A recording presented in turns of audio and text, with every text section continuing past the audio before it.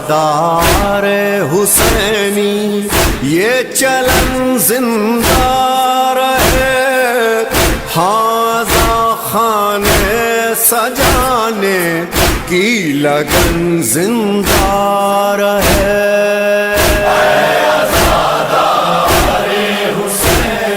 لا حول ولا قوة إلا بالله العلي العظيم۔ أعوذ بالله من الشيطان اللعين الرجيم، بسم الله الرحمن الرحيم، الحمد لله رب العالمين، الصلاة والسلام والتحية والإكرام على أشرف الأنبياء والمرسلين، مولانا ومولا الثقلين جد الحسن والحسين أبي القاسم المصطفى محمد،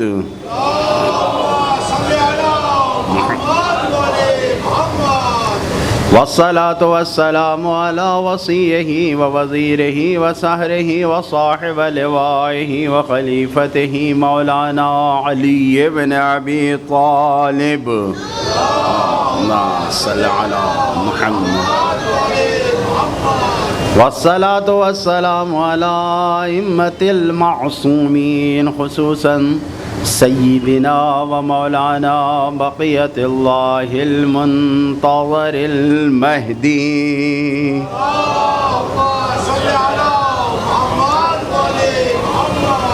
عجل الله تعالى فرجه الشريف روحي وارواح العالمين لتراب مقدمه الفداء، واللعنة الدائمة على أعدائهم أجمعين من يوم ظلمهم إلى قيام يوم الدين وبعد يوم الدين. أما بعد، فقد أوصى الحسين عليه السلام: إني لم أخرج أشرا ولا بطرا ولا مفسدا ولا ظالما، بل إنما خرجت لطلب الإصلاح في أمة جدي، أريد أن آمر بالمعروف وأنهى عن المنكر وأسير بسيرة جدي وأبي علي بن أبي طالب.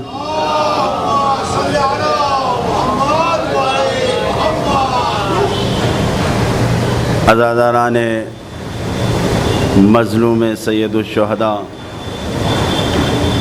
ایام عزا کا سلسلہ جاری ہے اور تیزی سے وقت گزر رہا ہے، اور آج 8ویں کی شب آ گئی۔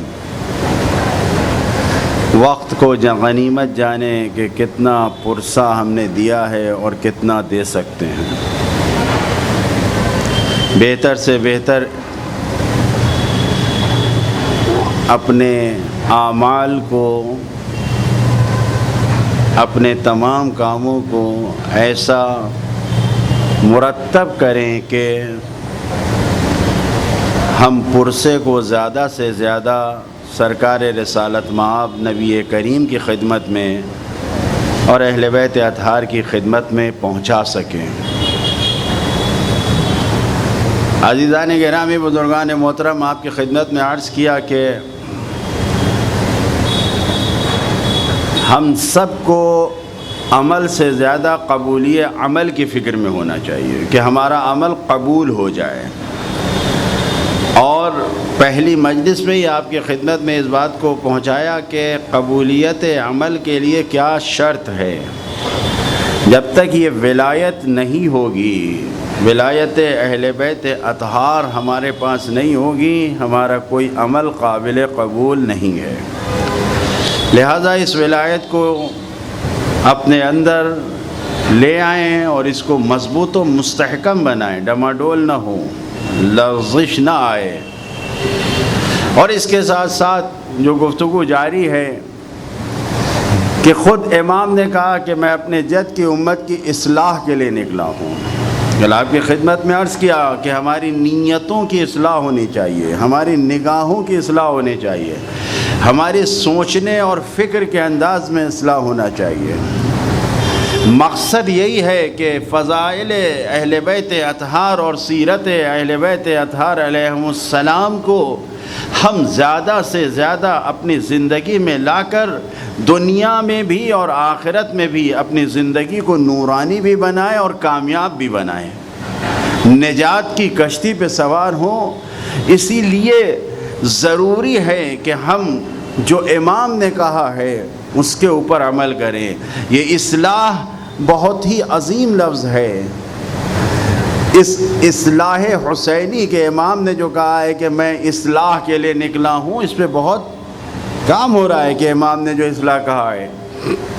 خود امام کے حرم سے یعنی کربلا معلیٰ میں امام کے حرم کی جانب سے ایک میگزین نکلتی ہے، اس کا نام ہے الاصلاح الحسینی، جو ہمیشہ نکلتی ہے، شاید منتھلی ہے وہ۔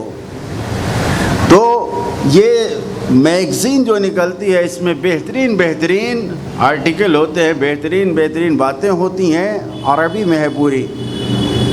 کس لیے کہ جو امام نے نعرہ دیا تھا کہ ہم اصلاح کے لیے لکھنے ہیں، وہ اصلاح کا پیغام پہنچایا جا سکے، وہ اصلاح لوگوں تک پہنچ سکے، سیرت اہل بیت کو بیان کیا جائے، فضائل اہل بیت کو بیان کیا جائے، تاکہ لوگ اس سے اپنے آپ کو آراستہ کر سکیں، منور کر سکیں، نورانی بنا سکیں۔ ایک صلوات پڑھیں محمد و آل محمد۔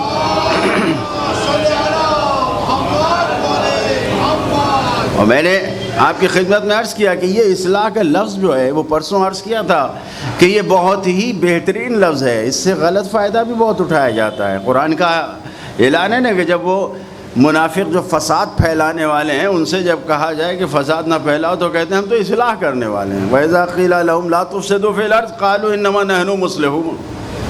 قرآن کا اعلان ہے، جب ان سے کہے فساد نہ پھیلاؤ، دین میں فاسد باتیں مت لے آؤ، دین میں وہ باتیں لے آؤ جو قرآنی باتیں ہیں، منافقت نہیں کہ سامنے کچھ اور اندر کچھ۔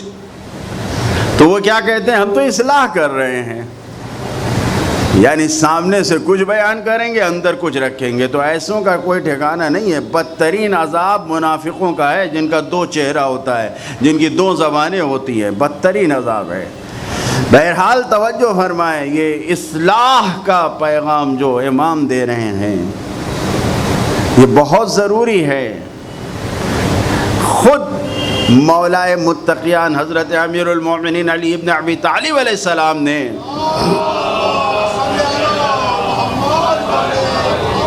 یہ جو عہد نامہ لکھا ہے، جو مالک اشتر کے نام مکتوب لکھا ہے، 53 نمبر مکتوب، آپ اس کو دیکھیے کہ اس کی شروعات میں ہی یہ بہت ہی بہترین پورا ایک حکومت چلانے کا پورا ٹائم ٹیبل، پورا فیسٹیول ہے، پورا لکھا ہوا، سب کچھ تفصیل کے ساتھ اس میں لکھا ہوا ہے۔ یہ آپ کو معلوم ہے کہ جب معاویہ کا کارندہ عمرو عاص نے جناب مالک اشتر کو شہید کیا، محمد ابن ابی بکر کو شہید کیا، ان کو شہید کرنے کے بعد جب اس نے مصر پر حکومت کی تو مصر پر حاکم بننے کے بعد اس نے وہ سارے خطوط اور جو نامے تھے ان سب کو جمع کیا اور جمع کر کے سب معاویہ کے پاس بھیج دیا۔ ابن ابی الحدید معتزلی نے یہ بات نہج البلاغہ کی شرح میں لکھا ہے، سب بھیج دیا۔ اور جب وہاں بھیج دیا تو وہاں پر جو دربار کے جو چاپلوس اور چمچے تھے انہوں نے کہا اس کو جلا دیا جائے، یہ تو علی ابن ابی طالب کے خطوط ہے، اس سے رکھنے سے کوئی فائدہ نہیں ہے۔ معاویہ نے کیا کہا؟ نہیں، یہ وہ خط ہے کہ جس کو علی نے لکھا ہے حکومت چلانے کے لیے، اس کو محفوظ رکھو، اس میں کیا لکھا ہے علی نے یہ دیکھو، حکومت چلانے کے لیے کیا کیا چیزیں ضروری ہیں اسے دیکھو۔ توجہ فرما رہے ہیں؟ اس خط کے بارے میں جناب جارج جرداق، یہ جارج جرداق جو کہ ایک کرسچنز ہیں، جو 88 سال جنہوں نے زندگی گزاری ہے، جارج جرداق لبنانی، 88 سال کے ہو کے ان کا انتقال ہوا ہے، 10 سال پہلے، ابھی 2014 میں انتقال ہوا ہے۔ عظیم خدمت انہوں نے کیا ہے، بہترین کتاب لکھا ہے، عربی میں لکھا ہے، انگلش میں ٹرانسلیشن ہوا ہے، اردو میں بھی ٹرانسلیشن ہوا ہے، دنیا کی مختلف زبانوں میں اس کتاب کا ٹرانسلیشن ہوا ہے۔ صوت العدالت الانسانیہ، انسانی عدالت کی آواز، بہترین کتاب ہے۔ جناب زہرا سلام اللہ علیہ کے بارے میں کتاب لکھا ہے، امام حسین کے بارے میں، اللہم صلی علی محمد، یہ کتابیں انہوں نے لکھا ہے۔ جارج جرداق بہت زیادہ علی سے عشق کرنے والا یہ عیسائی کرسچن تھا، بہت زیادہ عاشق تھا۔ اپنے گھر کے دروازے پہ اس نے لکھوا رکھا تھا، گھر کے اوپر بڑا سا، لا فتح الا علی لا سیف الا ذوالفقار۔ 13 سال کی عمر سے اس نے نہج البلاغہ پڑھنا شروع کیا، عاشق علی علیہ السلام، 13 سال کی عمر سے، 88 سال کی عمر میں انتقال ہوا ہے۔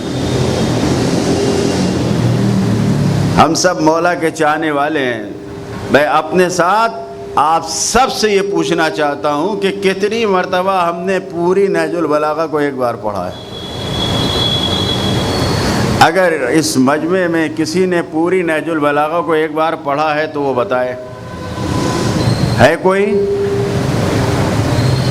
ایک صاحب ہیں، اللہ ان کی سلامتی، ان کو سلامتی دے، ان کی سلامتی کے لیے صلوات پڑھیں۔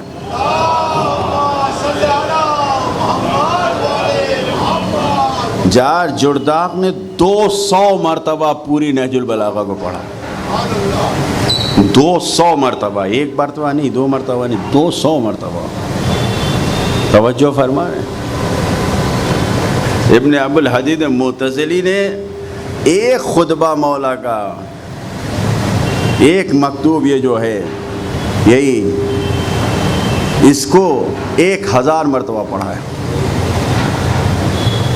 جس میں مولا نے سب کچھ لکھ دیا ہے۔ جارج جرداق لکھتا ہے، کیا مقایسہ ہو، کیا موازنہ ہو، کیا جو ہیومن رائٹس نے، جو انسانی حقوق بشر کی جو تنظیم ہے، انہوں نے جو اپنا منشور دیا ہے، جو اپنا اعلامیہ دیا ہے، جو اس میں انہوں نے بیان کیا ہے پورا، اس کا اور جو علی ابن ابی طالب نے لکھا ہے، اس دونوں کا کیا مقابلہ کیا جائے؟ جبکہ آج کی دنیا میں یہ جو اقوام متحدہ UN کی جو تنظیم ہیومن رائٹس، انہوں نے جو منشور پیش کیا ہے، اپنا لائحہ عمل پیش کیا ہے، انہیں کیا کرنا ہے، اس میں آپ جا کے دیکھیے، تحقیق کیجئے گا تو آپ کو یہ بات ریسرچ کے بعد معلوم ہو جائے گی۔ دنیا کے بڑے پڑھے لکھے دانشوروں نے، بہت بڑے پڑھے لکھے دانشوروں نے محنت کر کے اس کو تیار کیا ہے، جو سامنے آیا ہے۔ جارج جرداق کہتے ہیں کہ کیا موازنہ ہو، کیا مقایسہ ہو۔ سن 38 ہجری میں 1400 سال پہلے جو علی ابن ابی طالب نے لکھ دیا ہے، اس کا کوئی مقابلہ نہیں ہو سکتا جو آج اتنے لوگوں نے مل کے لکھا ہے۔ اور اس کے بعد انہوں نے 3 وجہ بیان کی ہے۔ سب سے پہلی وجہ جو بیان کی ہے کہ یہ لکھنے والے جتنے تھے، انہوں نے عمل نہیں کیا ہے، بغیر عمل کے لکھا ہے۔ ہو سکتا ہے کسی نے عمل کیا ہو جو باتیں لکھی ہوں، اس میں کوئی خلوص و نورانیت و روحانیت نہیں ہے۔ علی ابن ابی طالب نے خود عمل بھی کیا ہے اور اپنی پوری نورانیت اور پورے وجود سے اس نامے کو، اس لیٹر کو تحریر کیا ہے کہ اس کے مطابق عمل کرو، اس سے تمہاری پوری حکومت باقی رہے گی، خدا بھی راضی رہے گا، لوگ بھی راضی رہیں گے۔ ایک صلوات پڑھے محمد والم۔ توجہ فرما رہے ہیں۔ اسی خطبے کو جو آپ کو میں نے فضائل، اسی لیٹر کو جو جناب مالک اشتر کے نام لکھا ہے، اسی میں ہینا واللہ مصر، جب مصر کا گورنر بنا کے بھیجا ہے، تو پہلا جملہ جو اس میں لکھا ہے، اس میں کہا سب سے پہلا کام تمہارا یہ جبایت و خراج ہو، سب سے پہلی ذمہ داری یہ ہے کہ تمہیں ٹیکس وصولنا ہے۔ ایک حکومت چلانے کے لیے سب سے، جب بھی کوئی ادارہ، کوئی انجمن، کوئی کمیٹی، کوئی جماعت، کوئی حکومت چلانی ہے تو اس کے لیے سب سے پہلے بجٹ کا انتظام ہونا چاہیے۔ ہوائی بجٹ پہ کوئی ادارہ کامیاب نہیں ہوتا. توجہ فرما رہے ہیں. امام فرما رہے ہیں کہ سب سے پہلے تمہارے اوپر لازم ہے جبایت و خراج، کہ تم محنت کر کے ٹیکس وصولو. اب یہ ٹیکس کی زبان اور ذہن ہمارا اتنا خراب ہے آج کی دنیا میں کہ ہم سوچ بھی نہیں سکتے کہ یہ ٹیکس کے بارے میں جو کہا جاتا ہے، کہ ہم جانتے ہیں کہ بے ایمانی کے سوا کوئی ایمانداری سے تو کوئی ٹیکس ویکس دیتا نہیں ہے نا؟ توجہ فرما رہے ہیں، ہے یا نہیں ایسا؟ جتنے ہم سب یہاں بیٹھے ہیں سب اپنے سی اے سے یہی کہتے ہیں کہ بھائی کوئی راستہ نکال دو.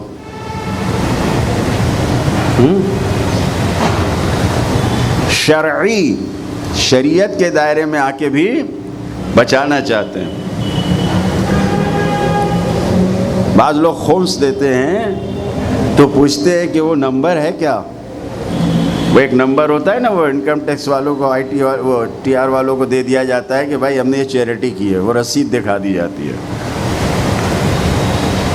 تو ٹیکس کا مولا کائنات نے کہا ٹیکس حاصل کرو. اب اس میں پوری تفصیل ہے. مولا کا چاہنے والا ہے، ٹیکس کیسے وصول کرے گا؟ کسی پہ ظلم نہیں ہوگا. جس کا جتنا حق ہے اتنا ہی اس سے لیا جائے گا. پہلا جملہ یہی ہے کہ پہلے بجٹ کا انتظام کرو، یعنی تمہارے پاس پیسہ مال ہونا چاہیے، تم حکومت کرنا چاہ رہے ہو. دوسری چیز جو امام نے کہا ہے وجہاد عدوہا، اور دشمنوں سے مقابلہ کرنا. ایسا نہ ہو کہ تمہاری حکومت ہے تم چاہو کہ نہیں. آج تک کہا جاتا ہے نا، یہ بات ذہنوں میں ڈالی جاتی ہے کہ سارے صلح و صفائی کے ساتھ رہنا، کسی سے لڑنا کیا ہے، کسی سے لڑنا کیا. حتی اپنے شیعہ لوگ، بعض لوگ کہتے ہیں آخر کیا ضرورت ہے مثلا بحرین میں شیعوں کو احتجاج کرنے کی، جو حکومت ہے وہ. ارے بھائی کیا ضرورت ہے؟ تم سوچو تو، کہاں 90% پلس اور کہاں 10% سے بھی نیچے. وہ 10% والے حاوی ہو کے حکومت کر رہے ہیں، تمہارے دین پہ پابندی لگا رہے ہیں، تمہاری آزاداری پہ پابندی لگا رہے ہیں، تم اس پہ، اور تم کہو کہ نہیں ہمیں بولنا نہیں چاہیے، آرام سے رہنا چاہیے. نہیں، جو ہمارے دین کا دشمن ہے، جو لوگوں کا دشمن ہے، اس سے جہاد کرو. جہاد عدوہا. مصر جا رہے ہو تو پہلے خرچ ٹیکس جمع کرو. دوسرے، جو بھی اس امت کے لیے، جو مصر کی امت ہے اس کا دشمن ہو، اس سے جہاد کرو. اور تیسری چیز جو مولا نے کہا ہے وہ استصلاح علیہا، یعنی مولا علی نے بھی جو چیز لکھی ہے وہی جو حسین علیہ السلام نے اپنا مشن بنایا ہے، ان کے اس جگہ کے رہنے والوں کی اصلاح کرو، ان کے دین کی اصلاح کرو، ان کے اقتصاد اور ان کی زندگی کی اصلاح کرو. ایسا نہیں ہے کہ جو جیسے ہے اس کے حال پہ چھوڑ دو. وہ استصلاح اہلہا. اور چوتھی چیز جو مولا نے سب سے پہلے لکھا ہے وعمارت بلادہا، اور شہروں کی، جو وہاں کا شہر ہے مصر کی، جب حکومت کرنے جا رہے ہو تو اس کی تعمیرات کرو، اس کو کنسٹرکشن کرواؤ، بنواؤ. ایسا نہ ہو کہ مثلا جیسے ہمارے ملک میں ہوتا ہے کہ جو حکومتی مرکز کے اطراف کی جگہیں تو بڑی اچھی اور بڑی کلین دکھائی دیتی ہیں، باقی کی کوئی خبر نہیں ہوتی ہے. ایسے ہی ہوتا ہے نا. آپ لوگ تو ہمیشہ ہی دیکھتے ہوں گے، سب بزرگ ہیں، سب کو معلوم ہوگا. وہ جو اٹل بہاری واجپئی پل بنا ہے اس کا افتتاح ہونے والا تھا، تو وہ فری وے جو ہے وہ ایک عدد، وہ جو چیمبور جاتا ہے ڈونگری کے پاس سے، اوہو 3-4 روز میں پورے پل کی رنگائی ہو گئی. جب ظاہر سی بات ہے بہت زیادہ خبروں کی طرف توجہ تو ہم رکھتے نہیں. کسی سے پوچھا آخر کیا بات ہے بھائی اتنی تیزی سے کام کیوں چل رہا ہے؟ معلوم ہوا کہ پرائم منسٹر صاحب آ رہے ہیں اس پل کا افتتاح کرنے کے لیے. پرائم منسٹر صاحب کو بھی معلوم ہے کہ کیا کیا کیا جا رہا ہے. اور ظاہر سی بات ہے جو غریبوں کی آبادی پہ خود دیوار بنوا دے تو اس کو معلوم نہیں ہے کیا ہو رہا ہے. امام کہہ رہے ہیں کہ تعمیرات کراؤ بغیر کسی کو دیکھے ہوئے، جہاں ضرورت ہے وہاں کام کیا جائے، پارٹی بازی نہیں، کوئی پارٹی بازی نہیں چلنے والی یہاں، جہاں ضرورت ہے۔ بہرحال بیٹے آپ کو صرف اس لیے زحمت دی کہ امام علی علیہ السلام کا منشور بھی یہی ہے کہ جو لوگ ہیں ان کی اصلاح کرو، امام حسن بھی یہی کہتے ہیں کہ اصلاح کرو، امام حسین بھی یہی اعلان کر رہے ہیں کہ میرا مقصد ہی یہ ہے کہ ہم اصلاح کریں، لوگوں کو گمراہی میں نہ رہنے دیں، لوگوں کو راستے سے بھٹکتا ہوا نہ رہنے دیں کہ جو جیسے ہے۔ نہیں، ہمارے شیعوں کی ذمہ داری ہے، ہم شیعوں حسینیوں کی ذمہ داری ہے کہ اپنے ساتھ ساتھ جو دوسرے حسینی ہیں ان کو بھی اصلاح کرے، ان کو بھی نیک باتوں میں لے آئیں، نیک راستے پہ لے جائیں، نیک راستے پہ لا کے ان کو بھی جیسے خود اپنی نجات کا سامان فراہم کر رہے ہیں ویسے تمام نیک بندوں کو، تمام حسینیوں کے نجات کا سامان فراہم کرے۔ ایک صلوات پڑھے محمد والے۔ توجہ فرما رہے ہیں، نجات کا سامان فراہم کریں۔ ایک اعلان کی گزارش کی گئی ہے، میں چاہتا ہوں کہ وہ اعلان آپ حضرات کے سامنے پڑھ دوں۔ ایک صلوات پڑھیں محمد والے۔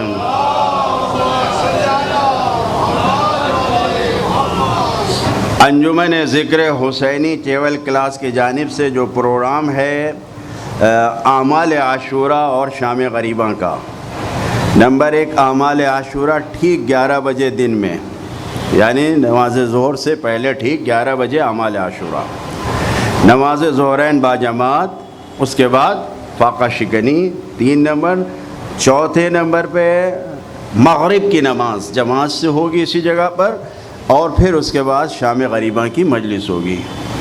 اس پروگرام کو آپ حضرات نوٹ فرما لیں۔ تو پہلا پروگرام جو اعمال عاشوراء کا ہے اس کا ٹائم 11 بجے ہے، اور دوسرا پروگرام جو مجلس کا ہے وہ ٹھیک نماز مغربین اول وقت جماعت کے ساتھ انجام پائے گی۔ انشاءاللہ آپ حضرات اس کو نوٹ فرما لیں۔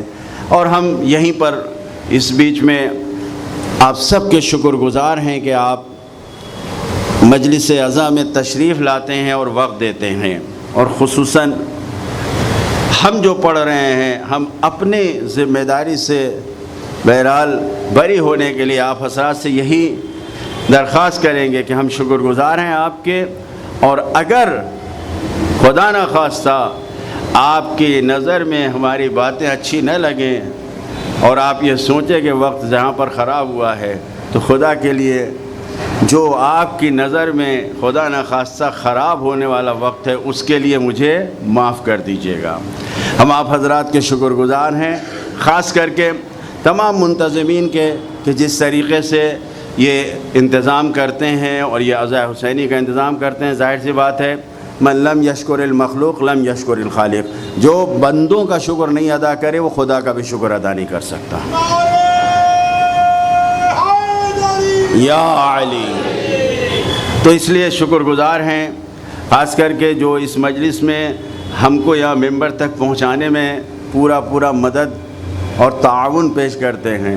مسجد سے اول وقت نماز کے بعد جناب کمیل مرچنٹ صاحب نے گزشتہ سال بھی بارش میں سب کچھ موٹر سائیکل پہ بیٹھا کے خوجہ مسجد سے بامبے سینٹرل مجھ کو پابندی سے پچھلے سال بھی پہنچایا اور اس سال بھی پہنچا رہے ہیں، لہٰذا یہاں پر حق ہے کہ ان کا شکر ادا کریں۔ میسم صاحب نورانی جو ہر سال، پچھلے سال بھی، اس سال بھی، اس سے پہلے بھی اندھیری اسٹیشن تک جاتے ہیں اور ساتھ میں میٹرو سے لے کر یہاں تک آتے ہیں۔ ظاہر سی بات ہے خوجہ مسجد میں نماز پڑھا کے آنا پڑتا ہے، لہٰذا کوئی دوسری سواری سے نہیں آ سکتے، پہنچ نہیں پائیں گے یہاں پر۔ تو میں ان لوگوں کا بھی شکر گزار ہوں، تمام آپ حضرات کا شکر گزار ہوں، اور تمام لوگ جس طریقے سے بھی اس مجلس میں مدد کر رہے ہیں، اہتمام کر رہے ہیں، خواتین جس اعتبار سے بھی مدد کر رہی ہیں، سب کا شکر گزار ہیں، اور دعا کرتے ہیں کہ خدایا ہم تیرے شکر گزار ہیں، ہمارے ان اعمال کو تو اور زیادہ سے زیادہ اضافہ کر کے اپنی بارگاہ میں قبول فرما۔ تمام اعمال کی قبولیت کے لیے خلوص دل سے ایک باواز بلند صلوات پڑھیں۔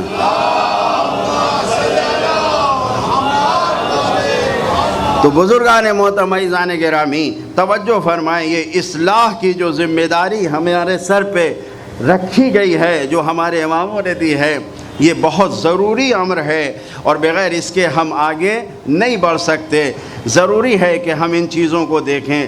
بہرحال یہ 4 چیزیں جو مولا نے بیان کی، اور ان کو ہمارے لیے رکھنا، اپنے سامنے رکھنا ضروری ہے۔ خود مولا حسین نے اس بات کو کہا ہے، ائمہ معصومین نے کہا ہے، سب سے پہلے جو چیز ہمارے لیے ضروری ہے کہ وہ ہم اپنے عقیدے کی اصلاح کریں، عقیدے کی حفاظت کریں۔ آج کے دور میں ہمیشہ کی طرح الگ الگ طریقوں سے عقیدوں سے منحرف کیا جا رہا ہے۔ توجہ فرما رہے ہیں، پہلے جلسے جلوس اور لوگوں کو بلا بلا کے کہا جاتا تھا، تو بہرحال پیرنٹس اور ماں باپ اپنے بچوں کی حفاظت کر لیتے تھے، جانے سے منع کر دیتے تھے، بھائی فلاں کے پاس نہ جانا، فلاں جگہ پہ نہ جانا، بچ جاتے تھے۔ لیکن اب یہ جو سوشل میڈیا ہے، یہ جو موبائل ہمارے ہاتھ میں ہے، یہ اس کے ذریعے سے کوئی پابندی نہیں ہے، کوئی پہرا نہیں ہے، ہر وادی میں انسان سیر کر رہا ہے۔ جتنی وادی آپ بنا لیں، لا تعداد، صحیح، لا تعداد وادیاں ہیں، اس میں سیر کر رہا ہے۔ تو ایسے میں عقیدے کی حفاظت کرنا بہت ضروری ہے۔ ہمارے چھٹے امام حضرت امام جعفر صادق علیہ السلام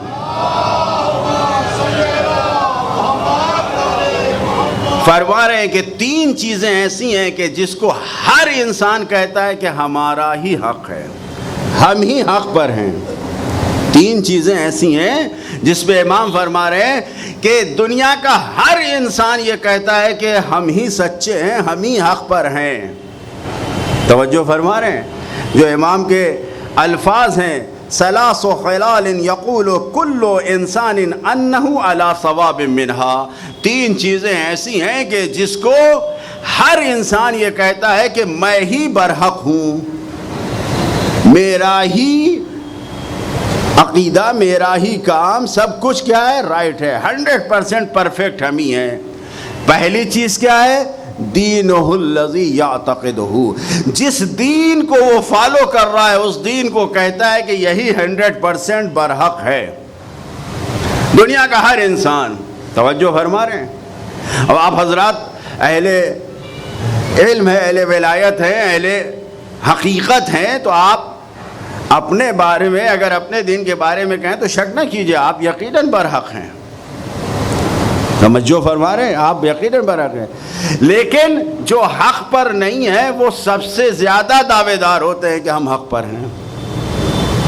آپ دیکھ لیجئے عالم اسلام میں ہر فرقے میں آپ چلے جائیے، ہر فرقے میں چلے جائیے، جو 4 فرقے ہیں عالم اسلام، ہر فرقے میں کتنی گروہ بندی ہے، ہر گروہ والا کہتا ہے کہ ہم ہی حق پر ہیں۔ امام فرما رہے ہیں، میں تو نہیں کہہ سکتا اپنے پاس سے، دینہ الذی یعتقدہ، جس دین پہ خود اعتقاد رکھتا ہے اس دین کے بارے میں دنیا کا ہر انسان یہ کہتا ہے کہ یہی برحق ہے اور یہی سب سے اہل ہے۔ بہرحال آپ دیکھیں ملاک، اور ہمیں یہ سوچنا چاہیے، دنیا بھر کے سارے فرقے یہی کہتے ہیں، معیار کیا ہے کہ کوئی ہمارے پاس پیمانہ ہو، معیار ہو، کوئی محور تو ہو نا، کوئی سینٹر تو کہ جس پر ہم تول سکیں، ناپ سکیں، جانچ سکیں، پرکھ سکیں۔ ایک مثال آپ کی خدمت میں عرض کرنا چاہتا ہوں، ایک مریض ہے، ذرا سا اگر اس کی کنڈیشن خراب ہو جاتی ہے تو کیا ہوتا ہے پھر؟ ڈاکٹر کے پاس آپ لے گئے، اس نے کہا بھائی فلاں ڈاکٹر سے بھی کنسلٹ کر لو، دوسرے ڈاکٹر کے پاس، تیسرے ڈاکٹر کے پاس، 4 5 10 ڈاکٹروں کے پاس گئے، کیونکہ مریض کنڈیشن سیریس ہے۔ ہر ایک نے، کسی نے کہا آپریشن کرنا ہے، کسی نے کہا نہیں دوا سے صحیح ہو جائے گا، کسی نے کہا سکائی سے صحیح ہو جائے گا، کسی نے کہا کہ یونانی آدمی کو دکھا لو، وہ ڈاکٹر ہے، وہ وید ہے، وہ حکیم ہے، بڑی اچھی دوائیں دیتا ہے۔ تو معلوم یہ ہوا کہ اختلاف ہو گیا ایک مریض کے بارے میں۔ نتیجہ کیا ہوتا ہے؟ سمجھدار انسان ایک ایسے ڈاکٹروں کی ٹیم کے پاس جاتے ہیں کہ جو خود بیٹھ کے پورا بورڈ اس مریض کے بارے میں اس کی فائل جانچ کے فیصلہ کرتا ہے کہ کیا کرنا ہے. یعنی ٹیم پوری فیصلہ کرتی ہے. توجہ فرما رہے ہیں؟ تب جا کے انسان علاج کی طرف آگے بڑھتا ہے. دین میں بھی یہ معیار ہونا چاہیے کہ ہر ایک سے اپنا دین حاصل نہ کریں. دین اس سے حاصل کریں جو دین میں ایکسپرٹ ہے. دین کی مظلومیت یہ ہے کہ ہر انسان اپنے کو ایکسپرٹ سمجھتا ہے دین کا. توجہ فرما رہے ہیں؟ دنیا کے کسی کام میں بھی ہم بغیر ایکسپرٹس کے، بغیر ماہر کے قدم آگے نہیں بڑھاتے. لیکن دین میں ہر ایک کو خود ہی انسان سب سے بڑا ایکسپرٹ ہوتا ہے، اور اس کے بعد پھر ہر ایک کو ایکسپرٹ سمجھتا ہے جو کہہ دے. ہمارے امام فرما رہے ہیں کہ تمہارے اوپر لازم ہے کہ تم ایکسپرٹس کے پاس جاؤ.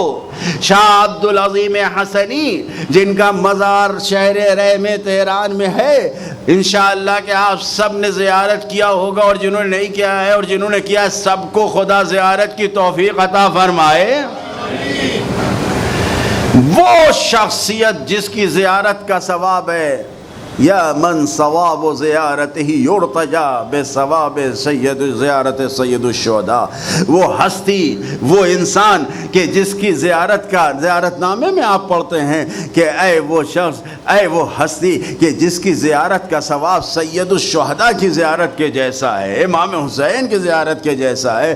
وہ شخص وہ ہے کہ جو ہمارے 10ویں امام کی خدمت میں آیا اور آنے کے بعد کہا یا ابن رسول اللہ میں اپنا دین آپ کی خدمت میں پیش کرنا چاہتا ہوں. اور اس کے بعد ایک ایک کر کے نمبر 1 ہمارا توحید میں یہ عقیدہ ہے، نمبر 2 ہمارا عدل میں یہ عقیدہ ہے، نمبر 3 ہمارا نبوت میں یہ عقیدہ ہے، نمبر 4 ہمارا امامت میں یہ عقیدہ ہے کہ نبی کے سچے جانشین کون ہیں بتا رہے ہیں، امام سے بتا رہے ہیں، مولا علی کا نام لیا ایک ایک کر کے، اور پھر کہا کہ آج ہمارے ہادی اور امام آپ ہیں. اور یہ کہہ کے پورا عقیدہ، پورا دین بیان کرنے کے بعد تو امام نے کہا کہ انت ولی اور حقا، تم ہمارے سچے ولی اور حقدار ہو.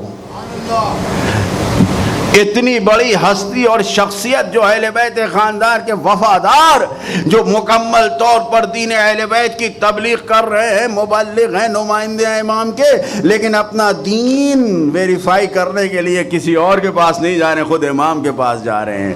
یہ کیا پیغام ہے؟ یہ پیغام ہے کہ اپنے آپ کو ایکسپرٹس کے پاس لے جاؤ، ہر ایک کے پاس نہ لے جاؤ. ایک صلوات پڑھیں محمد و آل محمد. توجہ فرما رہے ہیں؟ ایکسپرٹس کے پاس لے جاؤ. ایک جوان آیا فرزند رسول حضرت امام جعفر صادق علیہ السلام کی خدمت میں،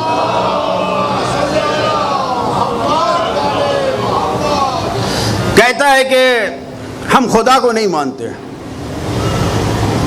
امام سے کہتا ہے کہ ہم خدا کو نہیں مانتے. سوچے کتنی سخت منزل ہے، جو ولی خدا ہو اس سے کہا جائے کہ ہم خدا کو نہیں مانتے. امام نے بڑے ادب سے اس سے سوال کیا. سوال کرنے میں ہمیشہ ادب ملحوظ ہونا چاہیے. ہم سب قرآن کے ماننے والے ہیں. جناب موسیٰ اور خضر کے داستان اور اس واقعے اور قصے میں جا کے دیکھیے، جناب موسیٰ جناب خضر سے کتنے ادب سے کہتے ہیں حل اتبعک، کیا میں آپ کی پیروی کر سکتا ہوں؟ کیا میں آپ کے ساتھ چل سکتا ہوں؟ کتنے ادب سے سوال کر رہے ہیں. ائمہ معصومین تعلیم دے رہے ہیں، ہمیں بتا رہے ہیں. اس جوان سے بڑے ادب سے پوچھا بھائی تم سے کچھ سوال کر سکتا ہوں؟ کیا کہہ رہا ہے؟ میں خدا کو نہیں مانتا. کہا اچھا. کہا میرے سوال کا جواب دے دو. تم خدا کو نہیں مانتے؟ کہا نہیں. کیوں نہیں مانتے؟ کہا اس لیے کہ جس کو ہم آنکھوں سے نہ دیکھیں اسے نہیں مانتے. ہم دیکھ رہے ہیں یہ دنیا ہے تو ہم مان رہے ہیں، ہم دیکھ رہے ہیں کہ آپ ہیں تو ہم مان رہے ہیں کہ آپ ہیں، لیکن جس کو نہیں دیکھتے اس کو نہیں مانتے. امام نے کہا اچھا. تو کہا میرے سوال کا جواب دو. یہ جو دنیا میں ساری چیزیں تم دیکھ رہے ہو، زمین کا فرش دیکھ رہے ہو، آسمان کا شامیانہ دیکھ رہے ہو، درختوں کو دیکھ رہے ہو، سمندروں اور دریاؤں کو دیکھ رہے ہو، یہ سب کچھ جو تم پوری کائنات میں دیکھ رہے ہو، اس کے بارے میں کیا خیال ہے تمہارا؟ اس کو کسی نے بنایا ہے یا یہ خود سے بن گئی ہے، خود سے وجود میں آ گئی ہے؟ توجہ فرمائیے، یہ خود سے وجود میں آ گئی ہے یا اس کو کسی نے بنایا ہے؟ اب امام سوال کر رہے ہیں، خاموش ہو گیا۔ جواب دے تو کیا دے؟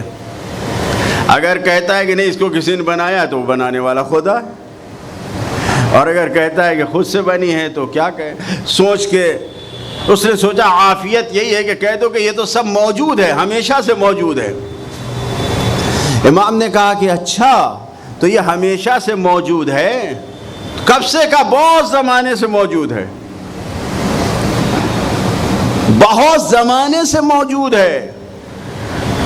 تو امام نے وہاں پر جیسے کشتی میں کہتے ایک ٹیکنیکل پوائنٹ ملا، نغزی جواب دے کے اس کو فنی مار مارا ہے۔ کیا پوچھا؟ کہا ابھی تو کہہ رہا تھا کہ جس کو نہیں دیکھتا مانتا نہیں ہوں، تو اس زمانے کا ہے، اور یہ کہہ رہا یہ تو بہت زمانے سے ہے، خود سے ہے۔ سر کو جھکا لیا۔ روایت کے الفاظ ہے فبہت الشاب، جوان مبہوت ہو گیا۔ تو کہے تو کیا کہے؟ آیا تو تھا بڑے تم طراق سے دعویٰ کرتے ہوئے کہ میں خدا کو نہیں مانتا اس لیے کہ میں نے دیکھا نہیں ہے، جو نہیں دیکھتا اسے نہیں مانتا۔ تو امام نے سوال کیا کہ جس کو نہیں دیکھا ہے تو یہ دنیا کیا ہے؟ اب اس نے کہا یہ تو بہت پہلے سے۔ کیا بہت پہلے تو تھا؟ ابھی تو کہہ رہا تھا کیا تو نے دیکھا ہے؟ جب نہیں دیکھا کیا تو نے عقل کو دیکھا ہے اپنے؟ کیسے مانتا ہے؟ کیا دیوانے میں اور تجھ میں کوئی فرق نہیں ہے؟ کیا تو نے روح کو دیکھا ہے؟ ارے بھائی زندہ انسان رہتا ہے، مر جاتا ہے، دونوں کا وزن کر لے کیا کوئی فرق آتا ہے؟ پھر کیا چیز تھی جو نکل گئی اور یہ مردہ بن گیا؟ کوئی وزن ہے؟ کوئی وزن ہے نہیں، محسوس نہیں ہے۔ اس کا مطلب یہ ہے کہ فرشتوں کو نہیں معلوم، عقل کو نہیں معلوم، روح کو، بہت سی چیزیں ایسی ہیں جسے تم مانتا ہے لیکن دیکھا نہیں ہے۔ اسی طریقے سے وجود خدا ہے کہ جس کو دیکھا نہیں ہے لیکن تم مانتا نہیں ہے کہ دیکھے نہیں۔ ارے جیسے ساری چیزوں کو بغیر دیکھے مان رہا ہے، ویسے یہ بھی جان لے کہ خدا ہے۔ یہ ساری چیزیں خود سے نہیں بنے گی۔ ارے تجھے نہیں معلوم؟ امام نے جو اس سے بیان کیا اور بحث کیا، بھائی ہم سب مثال دے رہے۔ ابھی آپ سڑکوں میں دیکھتے ہیں ایک پینٹنگ بنی ہوتی ہے، ایک پینٹنگ کے بارے میں یہ خیال ہوتا ہے کہ یہ بغیر بنانے والے کے نہیں بن سکتی۔ نہ جس میں جسم ہوتا ہے، نہ کوئی ابھار ہوتا ہے، نہ کوئی جان ہوتی ہے، کچھ بھی تو نہیں ہوتی، نہ آگے بڑھ سکتی ہے نہ پیچھے ہٹ سکتی ہے۔ جہاں پر بنا دیا، چند نقش و نگار کھینچ کے آرٹسٹ نے آرٹ بنا کے ایک پینٹنگ تیار کر دیا، تو اس کے بارے میں یہ ہوتا ہے کہ یہ بغیر بنانے والے کے نہیں بن سکتی۔ تو یہ بتا، یہ ساری دنیا یہ جو سجی ہوئی ہے، بہترین نظام اور سسٹم پہ چل رہی ہے، کیا یہ بتا کہ بغیر بنانے والے کے بن سکتی ہے؟ اس نے کہا کہ میں ایمان لے آیا آپ پر، خدا کو بغیر دیکھے ہی ماننا ہوگا۔ ایک صلوات پڑھیں محمد وآل محمد۔ توجہ فرما رہے ہیں؟ یہ تاریخی واقعات ہیں کہ جو ائمہ معصومین نے استدلال کیا ہے۔ ایک جوان آیا کہتا ہے امام سے کہ دلنی علی المعبود، اپنے خدا کے اوپر وہی دلیل پیش کرو۔ ان لا نظن امام کو، ہم یہ خیال نہیں کرتے کہ تم ہمارے امام ہو۔ اللہ اکبر۔ امام سے کوئی کہے اگر ہم اور آپ اگر ہماری شخصیت کا کوئی انکار کر دے، ہم تمہیں مولانا نہیں سمجھتے، تو کیا ہوگا؟ پہلی فرصت میں یہی سوچے گا کون آ گیا ہے، اگر بہت برداشت کرنے والا ہے یہی ہوگا نا۔ امام نے اس کے سوال کا جواب دے کے مسکرا کے کہا اچھا۔ گھر میں کوئی بچہ، کوئی خادم انڈا لے کر جا رہا تھا۔ امام نے کہا اس کے ہاتھ میں کیا ہے؟ کہا یہ تو انڈا ہے۔ تو کہا اس کو کبھی غور سے دیکھا ہے؟ یہ اوپر سے مضبوط کھال ہے، جھلی ہے، اندر سے دوسری نرم جھلی ہے، زردی الگ ہے، سفیدی الگ ہے۔ یہ ایک چھوٹا سا انڈا اتنے سسٹم سے بنا ہوا ہے، کیا اس کو بغیر بنانے والے کے کسی نے بنا دیا ہے؟ وہ جوان وہیں پر آنکھیں کھول کے دیکھ رہا ہے امام سے، مثال دے کر ایسا سمجھا دیا، اس نے کہا کہ قبول کر لیا کہ آپ کا معبود موجود ہے۔ ایک صلوات پڑھے محمد وآل محمد۔ عزیزان گرامی، بزرگان محترم، دین کو ہمیں اپنے ایکسپرٹ سے لینا ہے جو ہمارا ماہر ہے، ایسا نہ ہو کہ ہم اپنے دین کو غیروں سے لیں۔ بہرحال یہ چیز ضروری ہے، معیار بتایا گیا ہے۔ انسان کسی بات کو قبول کیوں نہیں کرتا ہے، حق کو نہیں مانتا ہے، کیوں نہیں مانتا ہے؟ اس کو حق کے نہ ماننے کی وجہ، حق کو نہ قبول نہ کرنے کی وجہ جو قرآن نے بیان کیا ہے، سب سے پہلی وجہ حق کو نہ ماننے کی جہل اور نادانی ہے۔ انسان غلط ہوتا ہے لیکن نہیں مانتا، غلط راستے پہ چلتا ہے لیکن نہیں مانتا ہے۔ توجہ فرما رہے ہیں؟ سوچتا بھی نہیں کہ ہمارا دین غلط ہے، سوچتا بھی نہیں کہ ہم ذرا سا کتابوں کو پڑھیں، معلوم تو کریں، ہو سکتا ہے کہ ہم غلط راستے پہ جا رہے ہوں، نہیں سوچتا۔ وجہ کیا ہے؟ جہالت ہے، نادانی ہے، اپنے آپ کو سب سے بڑا سمجھتا ہے۔ قرآن کی دلیل پیش کریں، جناب موسیٰ نے کتنے معجزے بیان کیے، یعنی پیش کیے یا نہیں کیے؟ عصا اژدہا بن گیا، قوم والوں نے دیکھا یا نہیں دیکھا؟ دیکھا کہ نہیں؟ قوم والوں نے دیکھا یا نہیں دیکھا؟ عصا اژدہا بن گیا، پھر آگے بڑھے، اسی عصا کو مارا، دریا میں راستہ بن گیا، سمندر شگاف بن گیا، راستہ ہی نہیں بنا۔ تھوڑا آگے بڑھے، پتھر پہ اسی لاٹھی کو، اسی ڈنڈے کو مارا، چشمہ جاری ہو گیا، وہ بھی ایک نہیں 12 چشمے۔ یہ سارے معجزے دیکھ رہے نہیں؟ سب سے بڑا معجزہ دیکھا کہ جو اپنی خدائی کا دعویٰ کر رہا ہے، جو کہہ رہا ہے فرعون کہ انا ربکم الاعلی، اس خدائی کے دعویٰ کرنے والے کو ایک عام سے پانی میں خدا نے ڈبو دیا۔ سب دیکھا، لیکن جب دریا پار کر کے اس طرف پہنچے تو وہاں پر جو گاؤں والے تھے اس بستی والوں کو دیکھا وہ بتوں کو پوج رہے ہیں، تو جناب موسیٰ سے کہتے ہیں اے موسیٰ اجعل لنا الہا کما لہم آلہۃ، ہمارے لیے ایسے ہی خدا بنا دیجئے جیسا ان کا خدا ہے۔ اتنے بڑے بڑے معجزے دیکھنے والے خدا نے اتنا بڑا بڑا جن کو معجزہ دکھایا، اس کے بعد وہ کہہ رہے ہیں ہمیں ایسا معجزہ بنا۔ تو اب جناب موسیٰ نے کیا کہا؟ قالا، موسیٰ نے کہا انکم قوم تجہلون، تم کون لوگ ہو؟ قرآن کی آیت ہے، جناب موسیٰ نے ان سے یہی کہا کہ انکم قوم تجہلون، تم جاہل قوم ہو۔ صرف جہالت کا حوالہ دے کے چلے گئے۔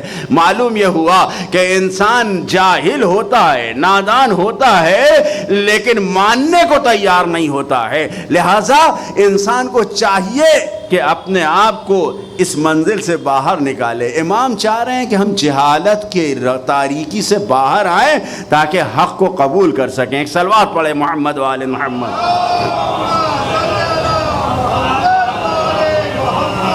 اور دوسری چیز جو حق کو قبول کرنے میں وہ تقلید ہے۔ کون سی تقلید؟ پیروی کرنا، اندھی پیروی۔ قرآن نے جس کو بیان کیا ہے، کیا ہم تو ویسے ہی کرتے ہیں جیسے ہمارے باپ دادا کرتے تھے۔ کما یعنی قرآن کے الفاظ کیا ہے کہ وہ کہتے ہیں کہ انا وجدنا آباءنا، ہم نے اپنے باپ دادا کو ایسا کرتے دیکھا، ہم ویسے ہی کرتے چلے آئیں گے۔ قرآن نے اس کو منع کیا ہے۔ ارے ذرا سوچو کہ اتنی ترقی کرنے کے بعد ہم ابھی تک جہالت میں ہیں، اتنا سب کوئی دنیا آگے بڑھ چکی ہے، تو جو ہمارے باپ دادا تھے وہ کتنی ترقی پہ تھے کہ وہ سب حق پہ رہے ہوں گے۔ ارے کچھ تو احتمال دو، سوچو۔ یعنی باپ دادا کی اندھی پیروی کرنے کے چکر میں انسان حق کو قبول نہیں کرتا۔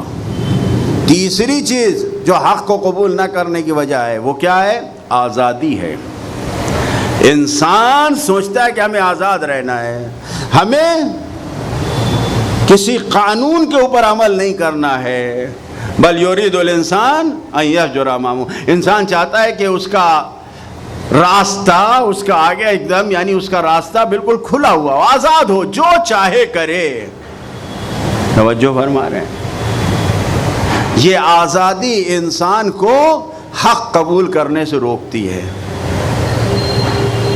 یہ آزادی کا خیال انسان کو جو سچائی ہے، جو سچا پیغام ہے قرآن کا، اس کو سمجھنے سے روکتی ہے۔ توجہ فرما رہے ہیں؟ اور چوتھی چیز کیا ہے؟ ضدی ہونا ہے۔ ضد ہوتی ہے کہ جو حق کو قبول کرنے سے روکتی ہے۔ کیا ابو جہل نہیں پہچانتا تھا رسول اللہ کون ہے؟ مانتا تھا یا نہیں؟ پہچانتا تھا یا نہیں پہچانتا تھا؟ پھر بھی نہیں مان رہا، نہیں مان رہا۔ عمر سعد پہچانتا تھا یا نہیں امام حسین علیہ السلام کو کون ہے؟ پھر بھی نہیں مان رہا ہے۔ توجہ فرما رہے ہیں؟ ضد، یہ ضد اتنی بری چیز ہے کہ آج کے دور میں بھی ضدی انسان کبھی حق کو نہیں پا پاتا ہے۔ یہ چار چیزیں ہیں، آج کی مجلس سے ان چار چیزوں کو ہر روز کچھ نہ کچھ چاہتا ہوں کہ اپنے لیے لے کر جائیے۔ یہ چار چیزیں ہیں۔ جہالت اور نادانی پہلی چیز ہے، سمجھ رہے ہیں؟ اس جہالت و نادانی سے اپنے آپ کو بچائیے، ضد سے اپنے آپ کو بچائیے۔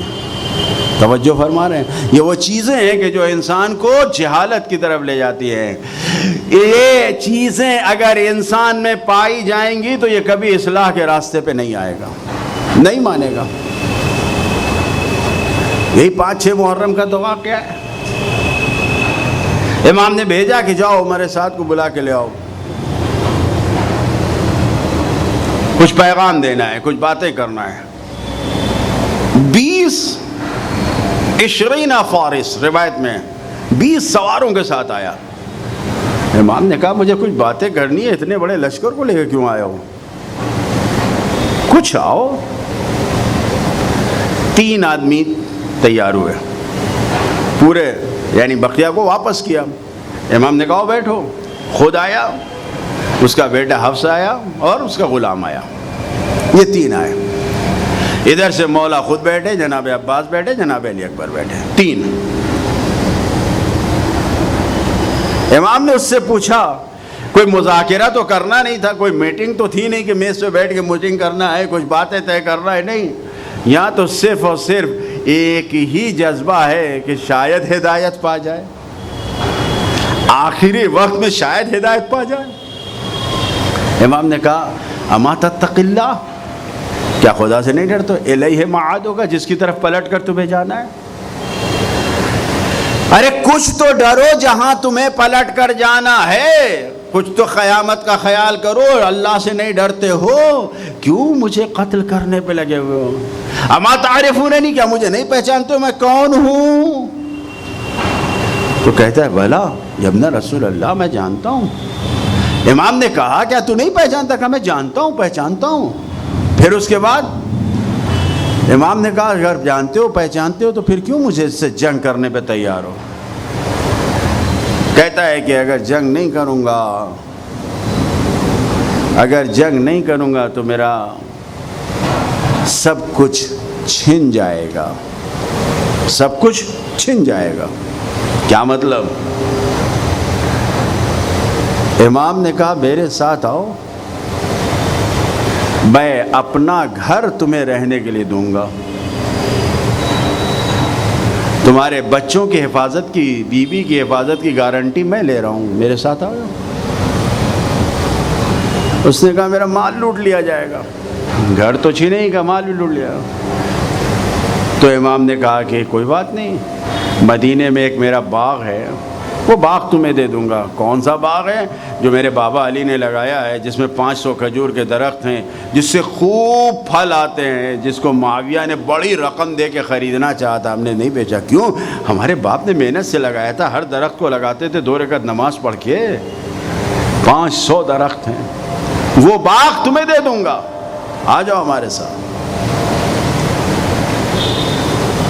تو اس نے کہا کہ ہم آپ سے جنگ میں اگر کامیاب ہو جاتے ہیں تو ہمیں رے کی حکومت مل جائے گی، ملک رے کی حکومت مل جائے گی۔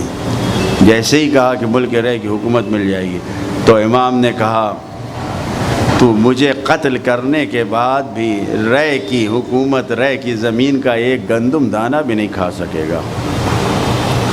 اٹھا اور جانے لگا۔ امام نے ان لوگوں کے درمیان جو اس کا بیٹا، اس کا دام غلام کھڑا تھا، امام جناب عباس، جناب علی اکبر، اسی جگہ پر کہا کہ میں دیکھ رہا ہوں کہ تیرا سر کوفے کی گلیوں میں تماشائیوں کے درمیان گھمایا جا رہا ہے اور بچے تالیاں بجا رہے ہیں، میں دیکھ رہا ہوں تیرا سر میرے بعد۔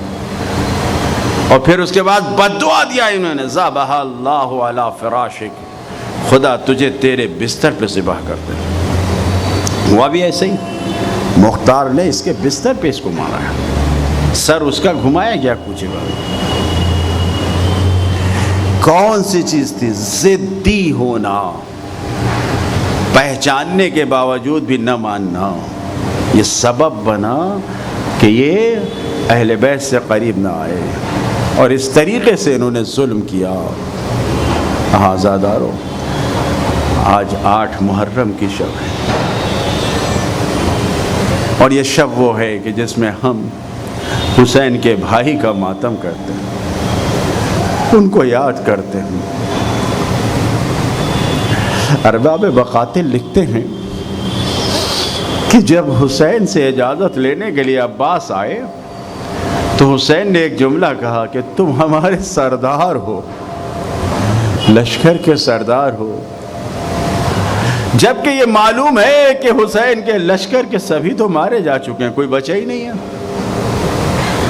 ایک حسن کا لال ہے 11 سال کا، عبداللہ ابن حسن، جو موجود ہے، ایک شیرخوار علی اصغر جو جھولے میں ہے، اور خود مولا حسین سید سجاد بیمار پڑے ہوئے ہیں، کوئی نہیں بچا ہے۔ اس وقت امام کہہ رہے ہیں کہ تم سردار ہو۔ عزادارو، دل پہ ہاتھ رکھ کے سوچے جو امام نے کہا ہے اس کا مقصد کیا ہو سکتا ہے۔ امام نے سارا دل کا راز بیان کر دیا کہ تم سردار ہو، تمہیں معلوم نہیں عباس، تمہاری وجہ سے بیویاں خیموں میں آرام سے ہیں، تمہاری وجہ سے یہ دشمن آنکھیں اٹھا کے نہیں دیکھ پا رہا ہے۔ اے عباس، تمہاری جرأت ایسی ہے، تمہاری ہمت ایسی ہے، تمہاری اتنی زیادہ زور ہے کہ کسی کی ہمت نہیں ہے جو خیمے کی طرف آ جائے۔ اے عباس، تمہارے جانے سے، اے عباس، تمہارے جانے سے ہماری ساری امیدیں ٹوٹ جائیں گی۔ سارا مرثیہ حسین نے بیان کر دیا، عباس تمہارے جانے سے کیا ہوگا۔ یہی تو وجہ تھی کہ جس وقت جناب عباس جا رہے تھے، ارے جانے کی اجازت، رن کی اجازت تو نہ ملی، لیکن جناب عباس کو لے کر امام حسین نے ایک فیصلہ کیا، آواز دیا، اے میرے بھائی یہ بتاؤ تم سقا بھی تو ہو، تم اہل بیت کو پانی بھی تو پلاتے ہو؟ کہا ہاں۔ تو کہا دیکھو یہ آوازیں جو آ رہی ہیں تمہارے کانوں تک، یہ چھوٹے چھوٹے جننے بچوں کی آواز ہے، لتش لتش، ان کے لیے پانی کی سبیل کرو۔ اے عزادارو، پانی کی سبیل کا جیسے ہی اعلان کیا، عباس نے کہا میں پانی لینے جاؤں گا۔ عزادارو، جناب عباس اس خیمے کی طرف گئے جہاں پر مشقیں رکھی ہوئی تھی۔ مقتل نے لکھا ہے کہ جب عباس نے خیمے کے اندر دیکھا تو کچھ بچے ایسے تھے کہ جو زمین پہ عہدے وہ لیٹے ہوئے تھے کہ شاید زمین سے تری سے کچھ زمین سے ٹھنڈک مل جائے، کچھ مشق کو سینے سے لگائے ہوئے تھے۔ عباس نے ان بچوں کی حالت کو دیکھا، عباس کی آنکھوں سے آنسو جاری ہو گئے، دل پھٹ گیا۔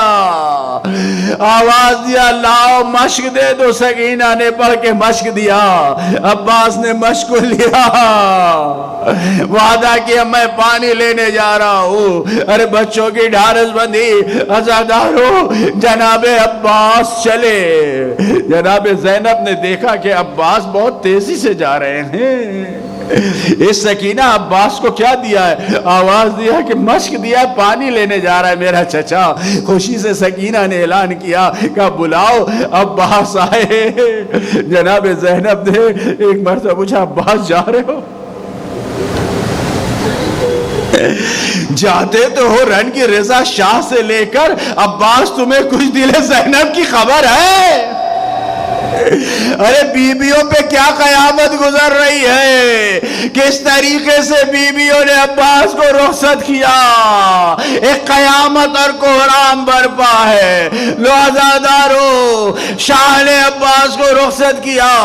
عباس پانی لینے کے لیے گئے. ارے بھوکا شیر، پیاسا شیر جب بلندی سے ترائی زمین کی طرف جا رہا ہے، دریا کے تیزی سے گیا، کسی کی ہمت نہ ہوئی روک سکے، اور جا کے پانی میں مشک کو ڈالا. سوکھی مشک بھرنے میں دیر لگ رہی ہے. عزادارو، عباس نے چلو میں پانی کو اٹھایا، پینے کے لیے نہیں. عباس نے پانی کو کیوں اٹھایا؟